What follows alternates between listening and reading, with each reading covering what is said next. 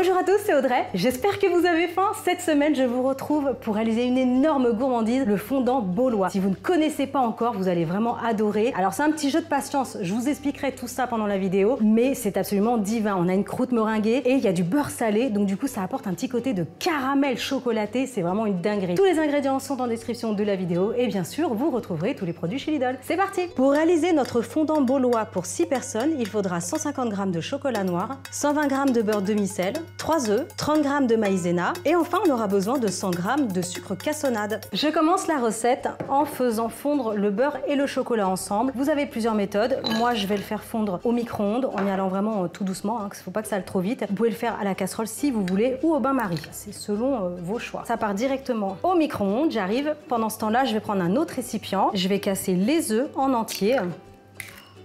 Et de 3, je vais ajouter le sucre. Le sucre, prenez vraiment du cassonade de préférence. Ça va renforcer le goût caramel du gâteau. Vous allez voir, c'est incroyable. Il faut que ça blanchisse et que ça double de volume. On peut le faire fouet à la main. Si vous avez un fouet électrique, il n'y a pas de souci, ça fonctionne aussi. Regardez, là, ça a bien doublé de volume. Le mélange a blanchi. Je vais ajouter à ce moment-là le beurre et le chocolat qui a fondu. Attention, il va falloir mélanger en même temps parce que sinon, ça risque de cuire les œufs. On y va au fur et à mesure.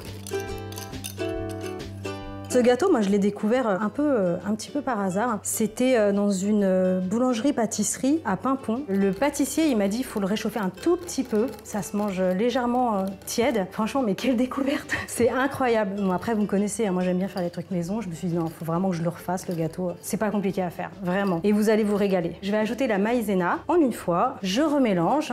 Et le jeu de patience va commencer à ce moment-là. C'est vraiment un gâteau qui est rapide à faire. Mais alors, vous n'allez pas du tout pouvoir le déguster tout de suite. Je vais le placer dans un moule avec un papier cuisson à l'intérieur. Je vais le laisser croûter pendant 2 heures à l'air libre. Vous le laissez sur le plan de travail. C'est important parce que c'est ce qui va vraiment apporter cette croûte finale à la fin et vous allez avoir un mélange de textures. Vraiment, je vous assure, c'est important. Il faut faire cette étape-là. Et après ça, il faut qu'il cuise très lentement. C'est 40 minutes de cuisson à 130 degrés. Et après ça, c'est pas fini. Il va falloir qu'il refroidisse son corps sur le plan de travail et il faudra qu'il passe toute la nuit au frais. Et après, c'est bon.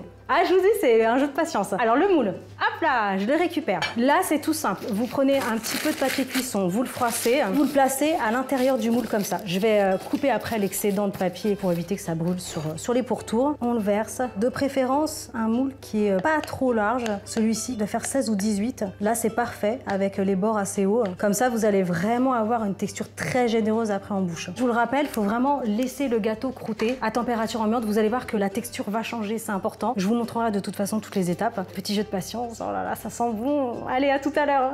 One eternity later. Ça y est, ça fait 2 heures. Là, c'est impeccable. On commence à avoir des petites bulles là qui remontent à la surface. Je vous le rappelle, ça part maintenant au four, 130 degrés, attention, basse température. Et il faut compter 40 minutes. À tout à l'heure. On est bon. Ça a complètement refroidi et ça a passé plusieurs heures au frais. Comme je vous disais, c'est important. On va pouvoir retirer le moule. Je vais couper une part, je vais vous montrer l'intérieur de ce fondant baulois et regardez l'intérieur. Presque un petit peu mousseux et au-dessus, on a vraiment cette croûte meringuée croquante. Comme il y a du beurre salé, forcément, ça donne un goût de caramel chocolat. En tout cas, vraiment, je compte sur vous. Réaliser cette recette super simple à faire. J'attends tous vos retours en commentaire. Dites-moi ce que vous en avez pensé. Pensez bien à liker, partager, abonnez-vous à la chaîne Lidl Cuisine et moi, je vous retrouve la semaine prochaine. Ciao!